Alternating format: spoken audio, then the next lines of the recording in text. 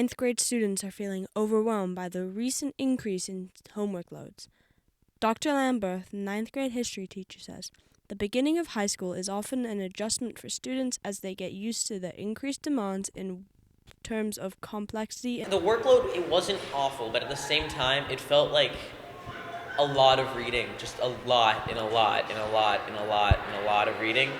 I mean, it makes sense to circle some stuff, but like the amount we had to do, a little bit too much. You know, like, felt like I was overworked a little bit. Others say it took some getting used to, but eventually got easier. I remember during the first couple of weeks, it took a lot of getting used to because it was more homework than I'd had at my old school.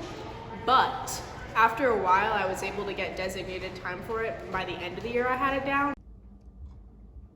Planning might be the best way to help with workload in the future.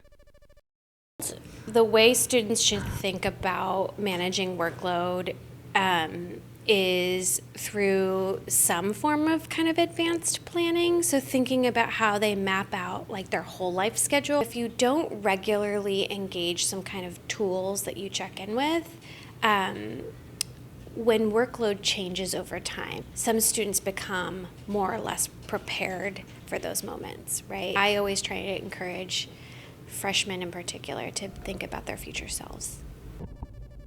Communication is also key for being able to manage a bigger workload.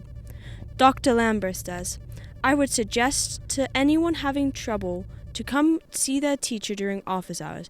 We are here to help students develop the skills they need to succeed.